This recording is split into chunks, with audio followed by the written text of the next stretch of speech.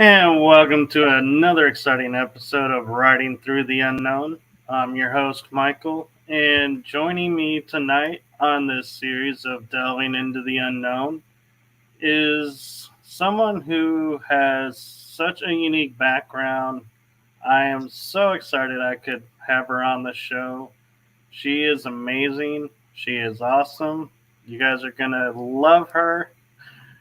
I give you Lily Nova.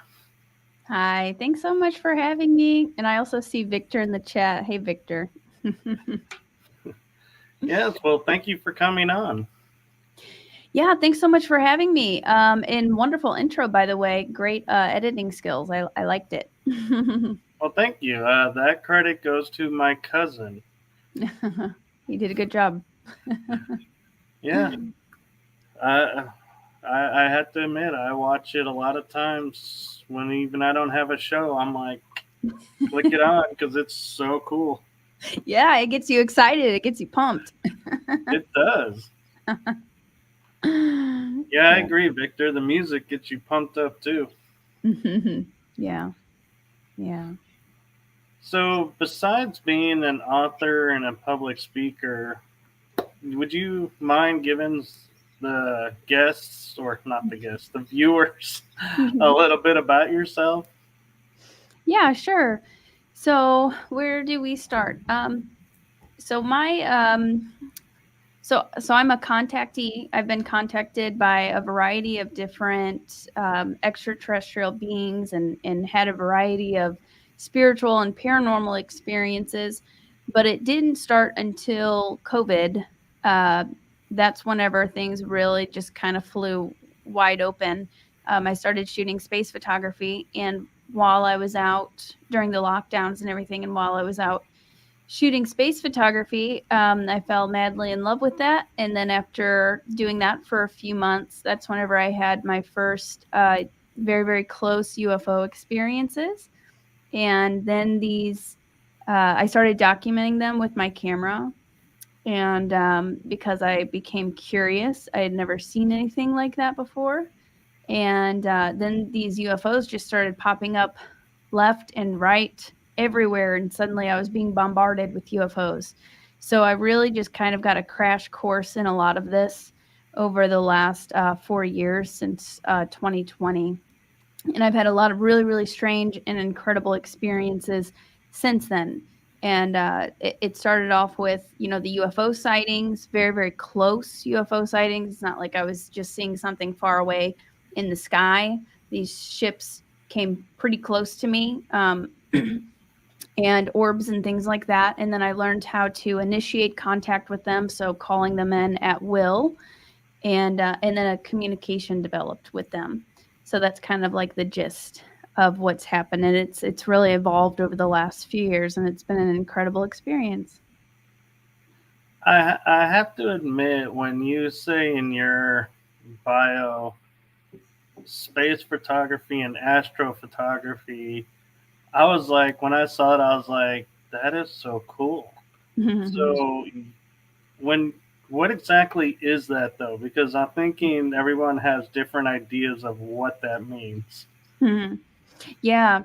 So I have a DSLR camera that you can put different lenses on it.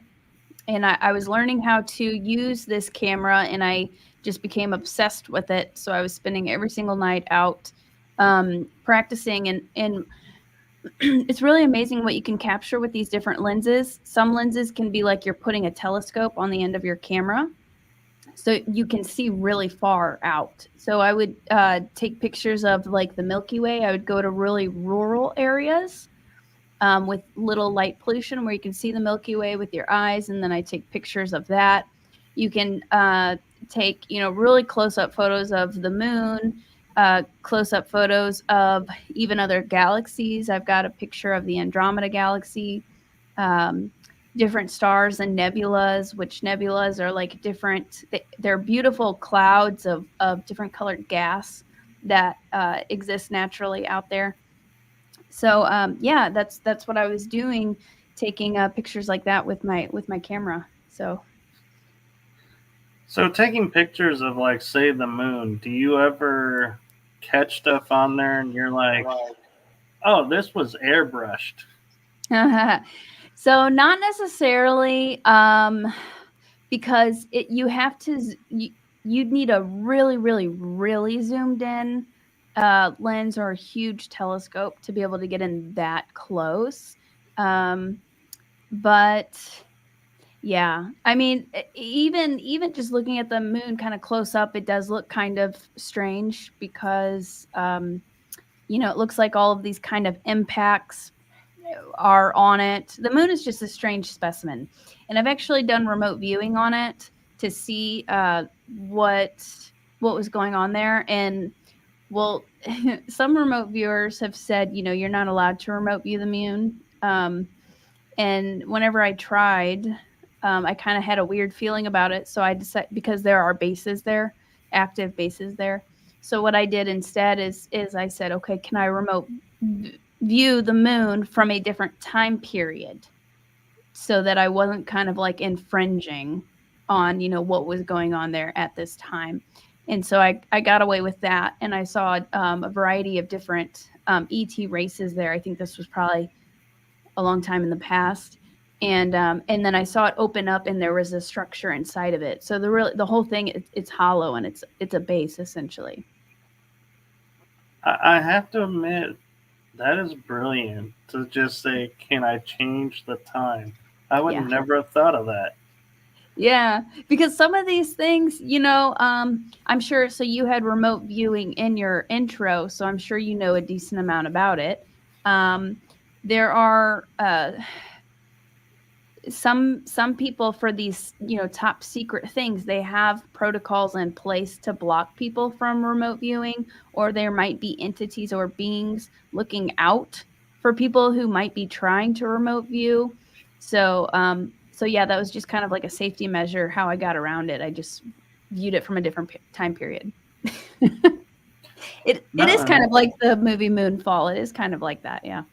And I love how you describe that it's a structure within a structure, because I've always felt like the explanation of something hit the earth and it split off and we have this sphere and then we have a smaller sphere. I was like, wait, if something hit us and took a chunk off, we wouldn't be a perfect sphere. There would be a piece missing. Yeah, that doesn't quite make sense. I could see how maybe it would make sense if over like millions or billions of years of orbiting in the gravity maybe helped kind of smooth it out. But yeah, it doesn't quite make sense to me either. Well, and yeah, they have a lot of things wrong. I think part of it purposefully wrong, to not tell what's really going on. But yeah, so that's part of it. And another thing that really kind of was a huge red flag to me was the asteroid belt. How there's an asteroid belt in the middle of our solar system. That doesn't quite make sense to me. And then I hear about the planet that was destroyed. I don't know how long ago that was, but a really long time ago. And that's what is in the asteroid belt, the remnants of that planet. And that makes sense to me. Right. And what I find interesting too is we were just told it was an asteroid belt, there. And then when they start talking, people started going, oh, about Nibiru and Tiamat. They're like, oh, well, the asteroid belt is actually Tiamat when it was destroyed. And it's like, oh, it's convenient. Right as soon as that comes out, we have a name for what is in the asteroid belt. Yeah. Yeah, it's pretty fascinating. So things are starting to come together slowly. So when you're taking pictures in space, like, do you plan ahead and saying, I want to look at this and this and this, or do you just kind of glaze across, scan the sky and say, oh, there's a photo opportunity? Yeah, so I mean, there's tons. If you look up like different nebula, on just on a Google search or whatever. That's kind of what I would do to get ideas of what I wanted to photograph. And then there are some things that are easier to capture than others, like the Orion Nebula, which it's easy to find because it's right under Orion's belt, and that's a famous constellation. So things like that, because you have to, they call it star hopping, because you have to literally find this tiny little, I mean, it's a huge object, but to our eyes, we can't see it. We can't see it with our eyes. So you have to find this little tiny area in the sky, and you have to get it exactly precisely in that spot, which can take a long time to do.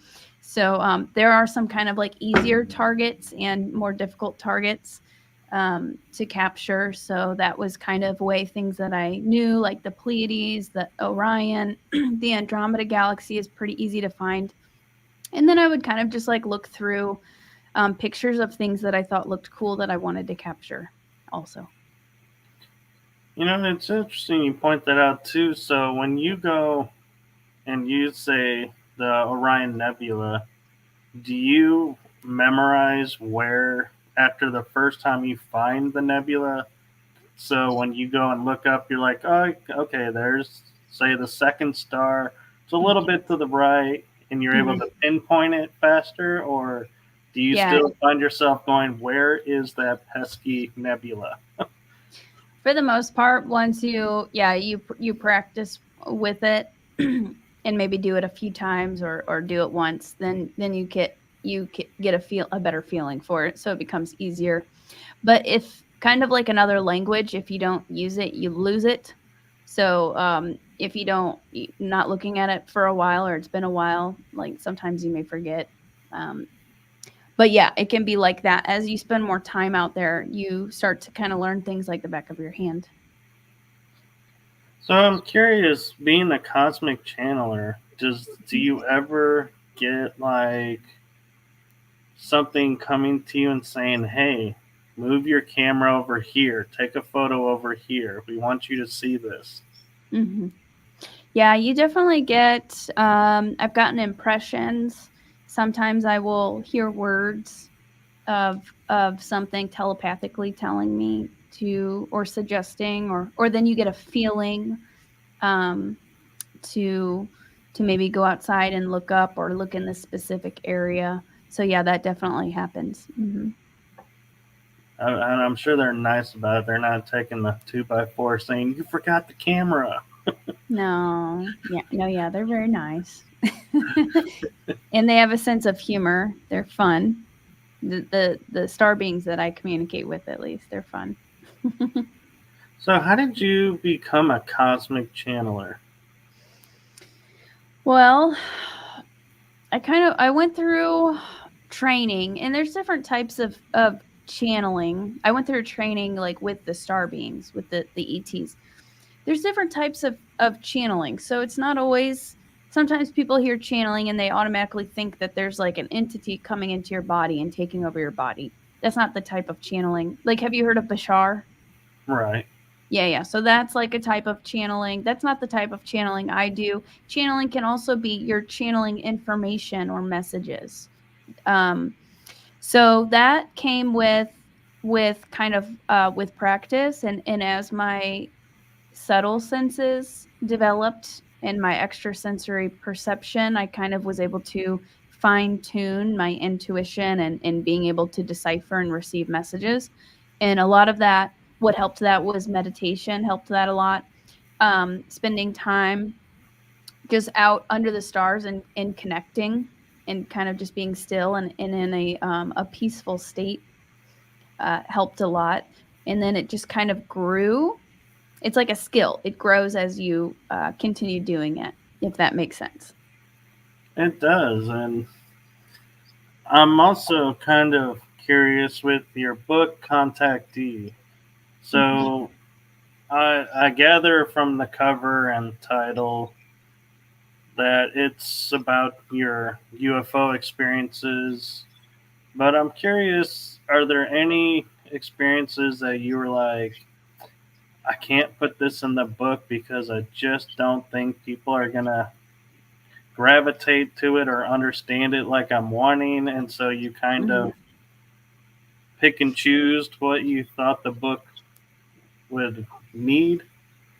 Yeah, I was pretty open and honest with everything. In the book is my first year only, which the first year was a lot. A lot happened that first year. I had a lot of very intense contact experiences. Trying to think if there was anything I purposefully left out. I don't think so, but there were a lot of things that I left out that came just a little bit later that I'll have to put in a book too. And I wanted this book to be friendly for beginners who are just getting into the topic, but also interesting and profound for people who have been interested in this or been awake for like 20, 30 years. So it's a good read for both. Um, there are other things that I didn't put in there, like, and I touched briefly on it at the very end, like secret space program. The more of the nature of the dark side, I put a little bit in there, but I didn't dive into that as much because that kind of came after my first initial training is when I started seeing more of that. Um, and what else? Hybrid programs, things like that are things that are going to go in book 2. Okay. So the books are going to be kind of like journals of your development, is what it sounds like. Yeah. And I think it's also activating the readers, because a lot of the people who are going to gravitate towards this book, they are seekers of truth, and a lot of them have experiences or even past life connections or star connections or whatever, maybe connections with the SSP or the hybrid program for in the future book, that have these connections or have had these experiences, but they don't remember it. So it will help kind of like trigger and activate the people who read it is kind of the goal. And then also they'll learn. I think the goal is to teach people through my experiences, and to also have kind of a profound effect on them that kind of helps them to remember, and just helps them on their journey. Yeah, I think that's really admirable, and I look forward to that because I have experiences where people have said, "Oh yeah, I've seen you with this and that," and I have no memory. It's like, Mhm. so I'm like, I trust these people, and I know they're not just misleading me, but at the same time, in the back of my mind, it's like, why can't I remember this? Yeah. Yeah, exactly. Definitely. And there are things that can be put in place that, of course, to where we don't remember, and there can be ways around that. Um, Meditation has been very helpful. Getting into kind of like not, you can go get like quantum healing hypnosis sessions from other people. I would recommend doing it with somebody that you trust. If you want to do that, that can help you kind of recall these memories. So there's ways. You can also do self meditations, hypnosis meditations on yourself, which is what I've done, with the assistance of some of the star beings, and they've helped me kind of like probe into some of these memories. So then I'd also like to make it, both books, it is also a guide to teach people how to do these things for themselves. It's not just me sharing my experience. It's also, this is how I did it. Um, so yeah, but then also just hearing other people's stories or what's happened to other people, if it resonates with you or you kind of have like an aha moment, there's a reason for it, because something similar has happened to you. So just hearing it or reading it can help unlock that for you also. Right. And so, really, in truth, it's almost like you're what a friend of mine, Heidi Pop, likes to call a way shower. Yeah. Yeah, I like Heidi Pop. Yeah. Yep, that's my job. That's my mission. Yeah. there's a lot of us, and I like that because we always have such vast backgrounds that it's like when people say, "What do you call yourself?" It's like, well, I don't know because I'm this, this, this, and this. Mm-hmm. So when I heard her use that term, I was like, yeah, that term sums us up. Yeah.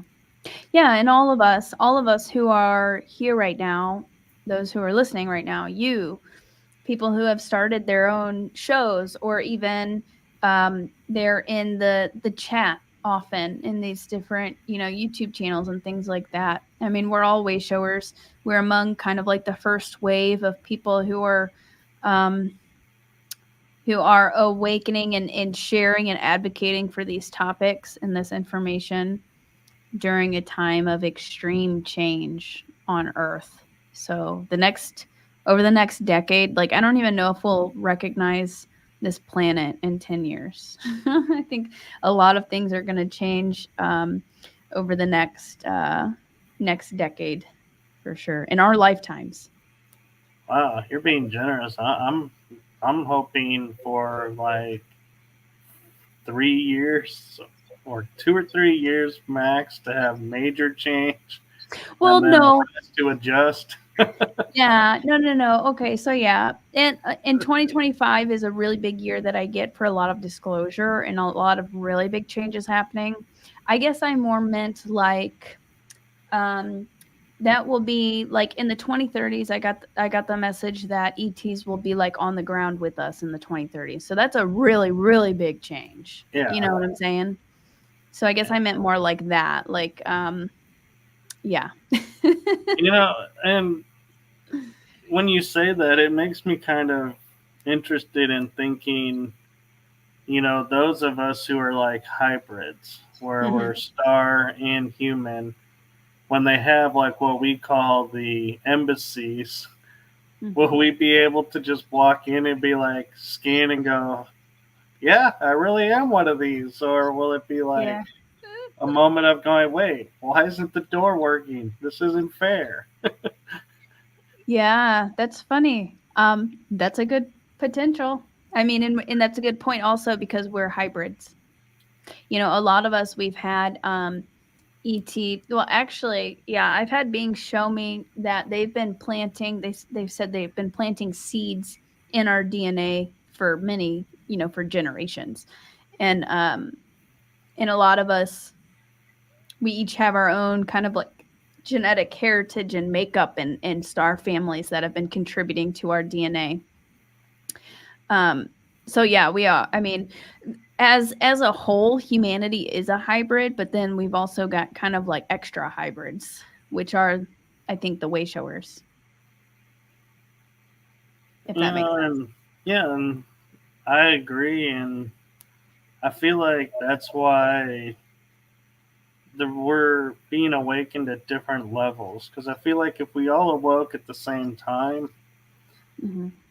it would be like everyone going, okay, what are we doing? Whereas in Hmm. stages, it's like everyone's like building upon and sharing and going, oh, okay, and it's making it easier for the next generation. Yeah, yeah, that's exactly right. Yeah, I like that. So, being a CE5 practitioner, that is, I'm taking it to meaning you're one that goes out there and do you do the motion like clicking on and off flashlight communication, or are you the one that says just shine the beam up and wait for them to show up? I actually don't do either of those things. um, you can do that. Um, I do have a laser and I've used it here and there, but I found you don't necessarily have to do that. Sometimes I hear that that can actually kind of like cause them to flash too, like getting hit with the laser light. But more it's evolved for me. So in the beginning it was very much about CE5 and calling in the ships, and now CE5 to me means more of having kind of like an internal experience, not necessarily external. And of course, the orbs and the ships can come too. I've caught tons of them on camera, but I've kind of shifted my gear a little bit because they can be all around us at all times on the ground. I've had that happen quite a number of times where, you know, I see them even with Sasquatch too, where I see them, they're just in another dimension, but they're like right in front of us. And I've had that happen before where I was outside doing a CE5 and a ship didn't appear, but I felt them appear around me and I could see them, not physically manifested, but I could see them around me. And I said, and I was outside, you know, doing a CE5. I think this was last spring. And I said, well, if you're really here on the ground with me, can you touch me? And then I felt a hand touch my shoulder. And I was like, okay, okay, you're really here. So it can happen in a variety of ways. So that's kind of more the CE5 that I like to do now, is more of kind of like an internal connecting with them at a different level, not necessarily calling in the ships with lasers and flashlights and stuff like that. That's actually better because I was talking with another guest that does CE5, and they brought up an interesting point of when you're just blindly clicking a light in space or the laser, which honestly you're not supposed to do because it blinds the pilots. Yeah, you can get in trouble for that's a felony. But they were pointing out that you can call in the government reverse engineered craft and tell them where you're at. And I was like, I never thought about that. Yeah. I mean, I could see that. And that's another thing you kind of have to be mindful that some of these UFOs that you may see, they aren't extraterrestrial. They can be man-made craft. So I think, but with like the star beings, you set your intention on who you want to make contact and connect with, and you can connect with them instantly through consciousness. So getting in, you know, a relaxed state and kind of like tuning in, and you can use like crystals and things like that to like amplify and crystals are very advanced technology. We don't even know exactly how to use these. But they're very powerful. Apparently, this is a lot of them power their ships with this, and it makes all of our technology work. So you can like hold crystals in your hand that can help you communicate and connect with them, and things like that. And probably some other types of gear that you could use, like maybe like EMF readers, kind of some of the more like paranormal gear to help you like document evidence of them being there.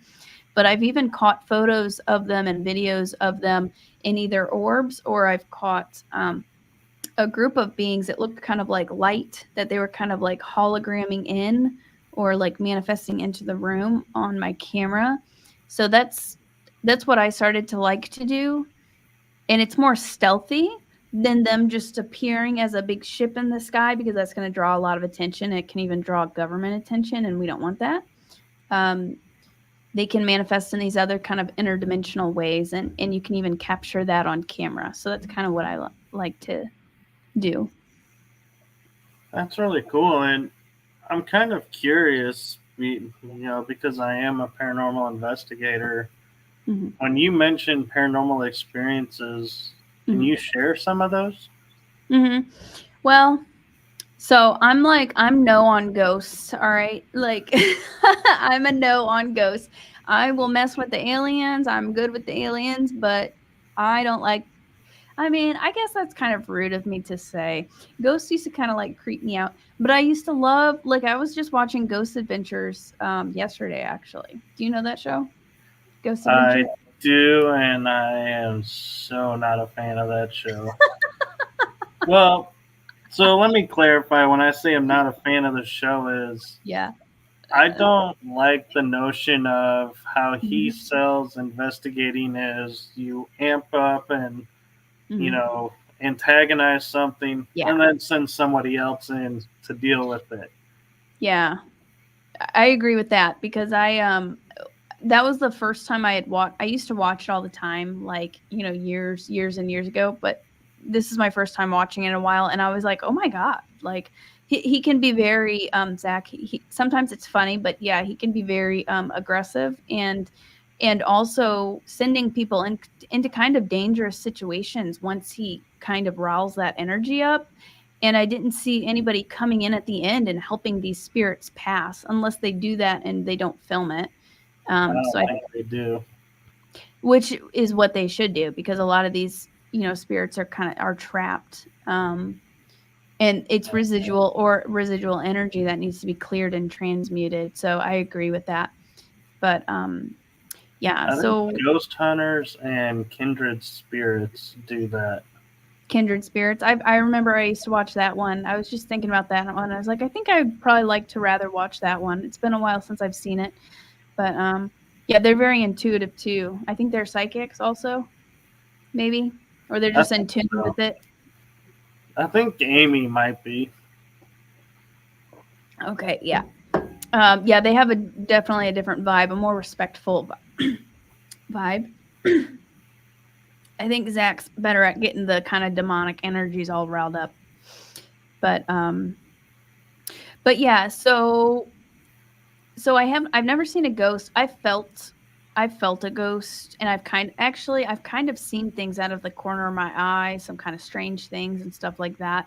And since my psychic abilities opened up, so after I started having these UFO experiences, then it started opening me up to having other experiences. I've communicated with past loved ones since then.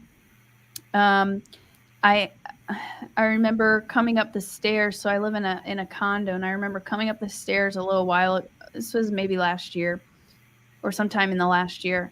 And I saw something out of the corner of my eye, and I felt a strong presence, like there was like a ghost or something there. I didn't see like a bunch of details, but it was a very strong energy, and I like saw it out of the corner of my eye. And it kind of freaked me out for a second. I'm like, nope, nope, nope. And then I realized it was my neighbors. It was something that I think he was holding on to, maybe a past loved one or something that needed help. So they kind of like asked me for help to kind of like heal and clear and help them move on. So I've had things like that happen where things have come to me for help moving on. Um, and then yeah, then I've had experiences with Sasquatch too, as well as like extraterrestrials, and then past loved ones and angels and things like that. So what's interesting is I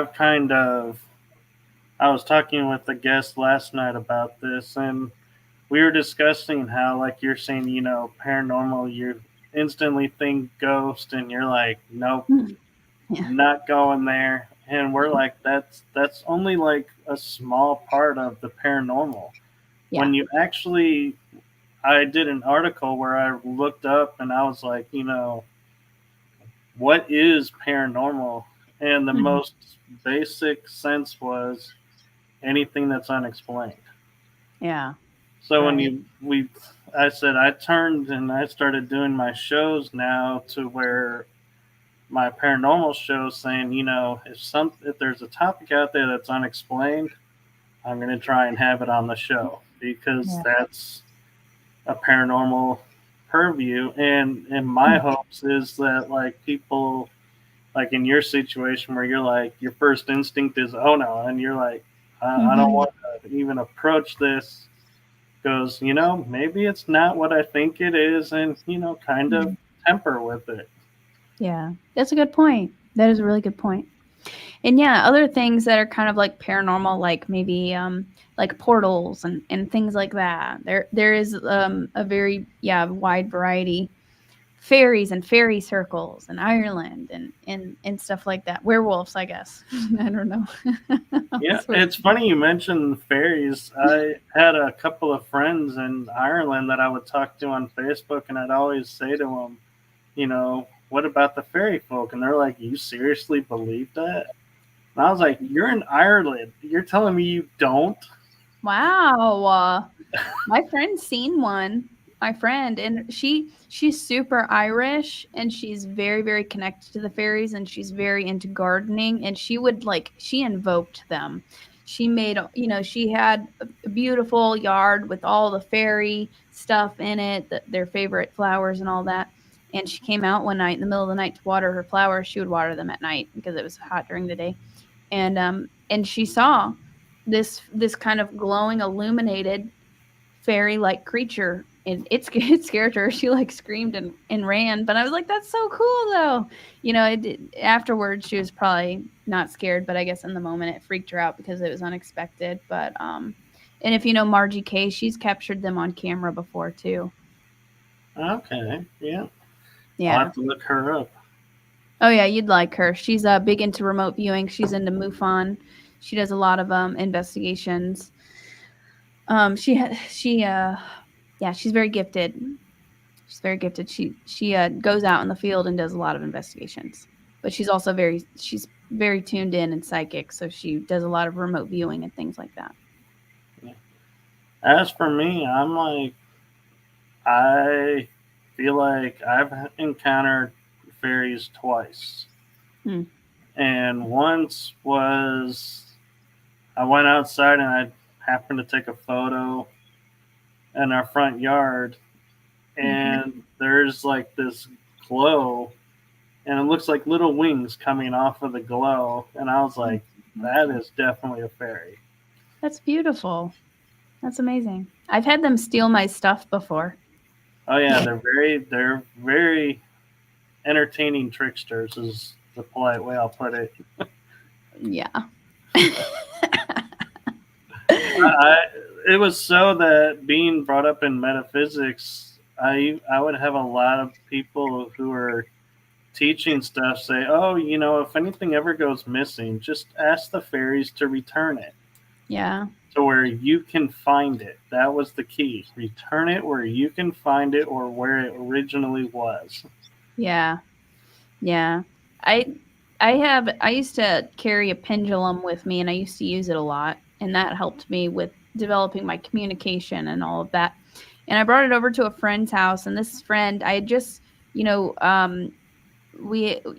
local, and we were chatting. He had UFO experiences. He had very, very strong energy with them too, and he had some interesting experiences. So we became friends, and I went over to his apartment one time, and I was sitting on the couch, and my pendulum, which I used it all the time. So at this time, I kept it in my fanny pack, like on me at all times. It never left my sight. I always knew where it was. And it just like vanished while I was over there. And that really bummed me out. I went back over there like months later, sat back down on the couch, and after a minute, I looked to my right, and the pendulum had suddenly just appeared right next to me and was just sitting right next to me. And he was like, that was not there before. He looked all over for it. And he had another strange thing happen in his apartment where he was eating a piece of cheese, and he dropped the cheese, and then on the way down to the floor, before it hit the floor, it vanished, and it never hit the floor, and it was just gone. So he's had some weird things happen. That's a moment where I don't care who you are, you would have to sit there and say, this paranormal stuff is real. Yeah. That blew my mind, because that was very obvious. Like, you can't get any more obvious than that. So that was a big confirmation. Or it's hard to get more obvious than that, Yeah, and there's always these moments too where you're like, you'll put down the remote on the armrest right next to you, and then commercial comes on and you go to grab it, and you're like, why is it now on the other side? Or why is it on the table? How did it, and being like, when did it move? Right. Yep, things like that can happen too, definitely. And the amazing thing is, like, with me is my sight is like so unique in that any slight movement, my eyes will automatically turn to see what that movement is. So that's when I say like the remote moved, and I'm like, how? It's like I never even looked at the remote moving. Yeah. Yeah. Very interesting, fascinating things going on.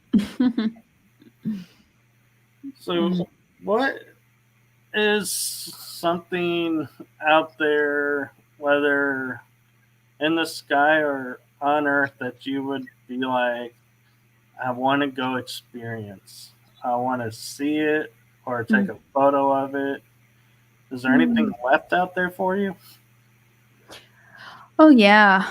Well, I mean, it'd be cool to consciously be out in space and out in a nebula, being able to see a nebula out from this or a galaxy from a spaceship window. I think that would be cool. You could probably accomplish that through, I know you could accomplish that through astral projection too. Um, I've done that in lucid dreaming where I flew through the stars, and that was absolutely amazing, and it felt very, very real. Um, so I guess being out in space would be kind of like the final frontier, or going into inner Earth would also be a great experience. I think that I would really enjoy. So I guess those would be my 2 bucket list items. It always cracks me up when people, because being, having knowledge of being in the SSP, and people like, I want to go into space. I'm like, You've already been. yeah, been there, done that. It's like, yeah, it'd be cool to see, I guess, but it's like, no, I don't have the draw to go, hey, let me go pay SpaceX for a trip up and take a look and come back and be like, Right. No, I guess I more meant like going on a spaceship with like star beings and remembering it. I know I've been up there, but I haven't I don't remember it. So that would be cool to be out there and remember it. That would be more fun than going with SpaceX, I think. yeah. And one of the things that was kind of surprised me, and I was like kind of solidified that, yeah, being in the programs is unique for everyone, is I was talking with a couple of people who have full memory and of everything, and I said, so you know of being in space? Yeah. Being out there? Yeah, and the suits that we wear and everything. And I said, so how many times did you go up on the ship, no helmet or anything, no breathing devices, just walked on top of the ship in space and just took care of whatever needed to be done? And he looked at me and they were like, never. And I was like, oh, I've done it quite a few times. They're like, that's really cool that you can do that. Interesting. Yeah, that is interesting. But I find there is a catch to it too, because I'll be here and I'll be like, you'll see me like move and stop, and it's because in my mind I'm thinking, okay, this is how I move in space and through the programs. I'm instantly there, and it's like, oh crap, I'm still here. Let me get the keys. Is this like an astral projection type thing, or what? Could you explain that a little bit more? So I have memory and knowledge of when I sleep, I travel, and so I can be like guided to go to certain places, and then I'll just disappear. Okay. And a gentleman named Jim Harmon, who built the Trinity table, and this was a device that rocked back and forth on a rod, I think it was, and it was wood. And it was designed to, the motion would take your body and give you an out of body experience. Oh, wow. And he would watch everyone, and he said both times that I was there with him, he would laugh because he would go, I saw you one time, the first time I saw you on the river on a boat, But then I just saw the boat and you just vanished. Hmm. And then the next time was I saw you start, but then you took off somewhere, and I finally found you in space, but then you were gone somewhere else right away. And I was like, yeah, I've learned to travel in like a nanosecond over Wow. vast distance. That's awesome.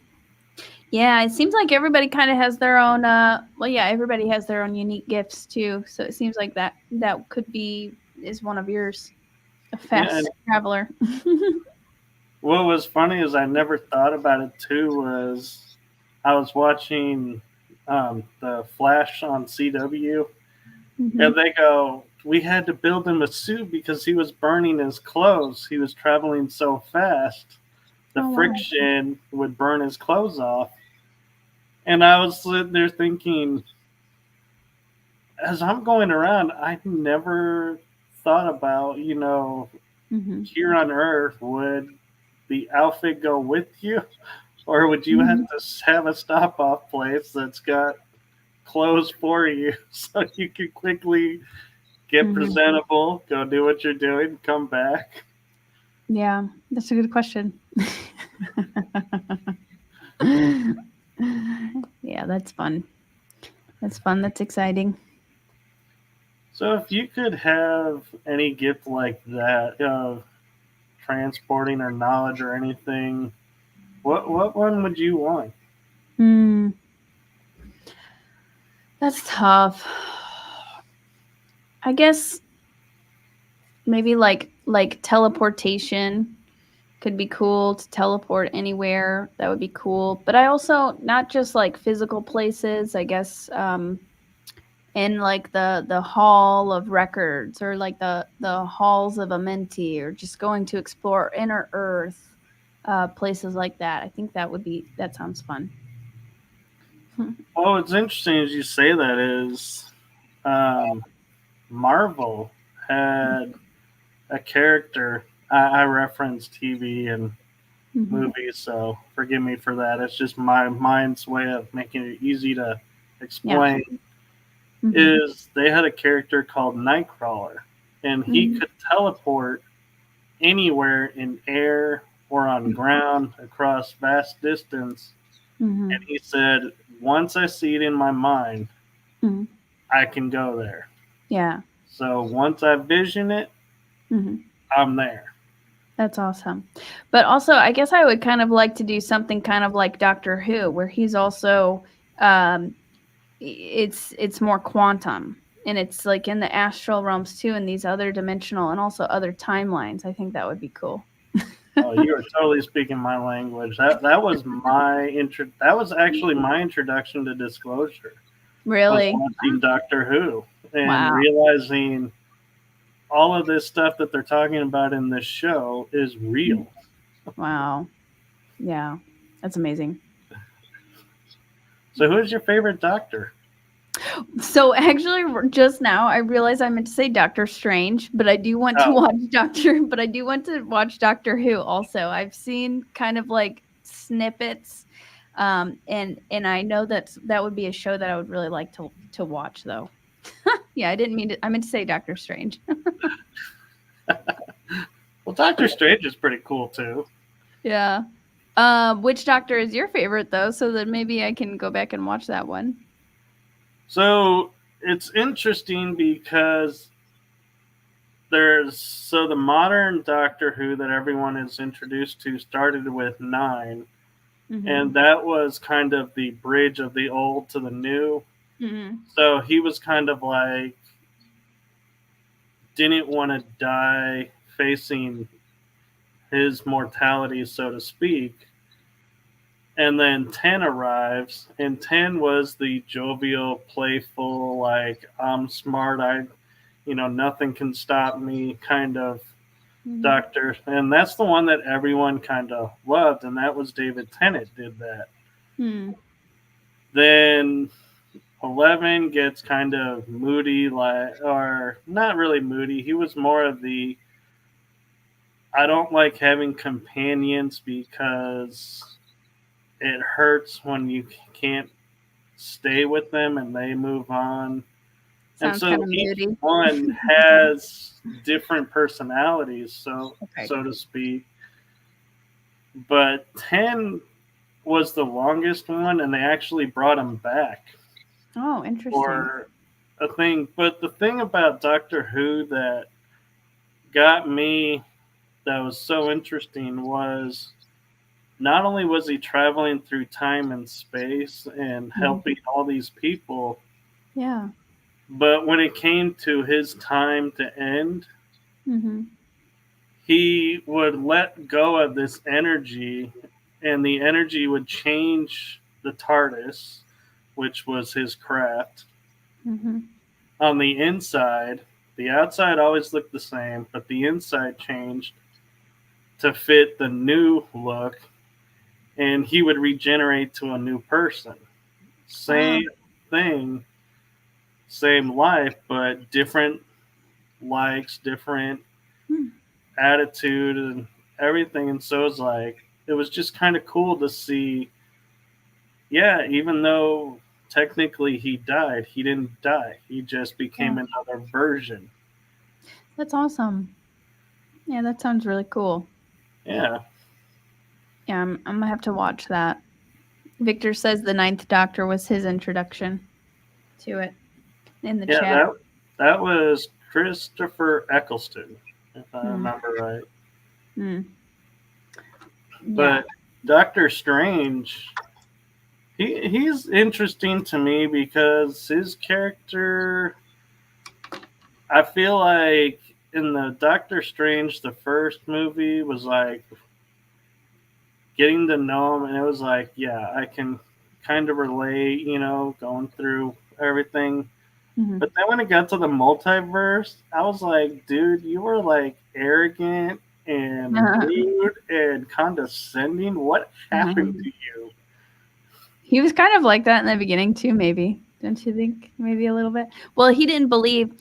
Actually, I think I've only seen the first Doctor Strange movie, but I've kind of seen like bits and pieces or like shorts about kind of like the multiverse type stuff that's going on. I'm so behind in Marvel, extremely behind. Like I stopped watching them because now you have to like everything ties in together, and I haven't watched him for like a long time. Um, but yeah, in the first Doctor Strange, he was a doctor, so he didn't believe that any of that was real. And so I think that was just very fitting for like a lot of what a lot of the collective is going through and kind of the struggle between like what's real and what's not. And yeah, and that the chick, she like kind of like punched him into his astral body, and that's whenever I was like, okay, this is cool. I like that. And the fact that he just moves his hand and all of a sudden a portal opens, and I was like, that's real. You could actually do that. Yeah, yeah, yeah. So that's what I liked about that. Yeah. Yeah. But I I haven't. have to admit, I like Marvel over DC because I feel like Marvel is disclosing stuff. Mhm. Mhm. I could see that. Yeah, I've been wanting to go back and watch. I've got a friend Katie. She watches a lot of them. I think like Blue Beetle. She was talking about. Isn't there a lot of like Egyptian stuff going on in that kind of like esoteric stuff? I haven't seen it yet, but The Egyptian one would be, I think it was Dark Moon or something, oh, but it's not Blue Beetle. I mean, oh, okay. he could be part Egyptian, but the one I'm thinking of is it's got a crescent moon, and he becomes a whole nother being and Hmm. wakes up and has no memory of what happened, and is like has to come to terms with sharing his body with another being. Interesting. That sounds kind of like relatable in some ways. Yeah. With you though, I'm a little bit behind on Marvel too because it was put onto Disney Plus, Hmm. and so I don't like what Disney's doing right now, and so it's like, Hmm. yeah, I had to give up Star Wars and Marvel because of Disney just outpricing themselves and just going way off the rails with everything. Moon Knight, that was it. Moon Knight. I've never even heard of that one. I hadn't either until I watched it. Interesting. So, Lily, out of respect of time, we are about 4 minutes to you're needing to head out for Awesome. another event. So, I put a bunch of links that you shared with me in the description. Is there anywhere that you like people to reach out to you if they will have questions for you? Yeah, so I actually just made a new website, lilynovacontact.com. So they can go there. I also have my original website, lilynovaspaceart.com, which is probably where probably the link that's in the description. So either one of those. And yeah, there's like a contact form on there, or you can reach out to me on Facebook or Instagram. And then also the new book. Also, here's the new book available on Amazon. Contact by Lily Nova. That's all you have to do. Just search Contact by Lily Nova, and it's on Amazon. I think I got the Kindle, or it's on my wish list. Yeah. There's an ebook version too. Yeah, there's an ebook version. I'm definitely looking forward to the book. And so, what is something I like to ask of all the guests now with this season is what is a piece of golden nugget information you, out of your experience in life, would like to leave the audience with? Golden nugget piece of information. I would just like to say, that we each have our unique roles and frequency and gifts and something unique that we each bring to the table. So I think right now it's really important to connect with like-minded individuals and keep sharing this information and keep asking questions and keep being curious and also don't get too serious about things. Come at it from a very curious and playful state of mind. I think I've had the best luck and the most profound spiritual and paranormal experiences whenever I've been in, a positive state and playful and curious. And we're very powerful creators and manifestors. So whatever we set our minds to and consistently, work towards that, we can achieve and create and experience amazing things. So that's That's kind of what. awesome. Yeah. So I want to thank the chat group and everyone watching, and thank you, Lily, for coming on. I know talking on Facebook is one thing, and agreeing to come on the show. Thank you for trusting me. Yeah, no problem. It's been wonderful speaking with you. Thanks for having me on. Yes, and perhaps we'll have you on again. Yeah, and I need to introduce you to Margie K. I think you'll really like her. I would totally be open to that. Yeah. I'll shoot you a DM about it. All right. All right. Awesome. Well, thanks so much for having me. Thank you. And so, to everyone out there, please make it a blessed day, evening, afternoon, wherever you are in the world.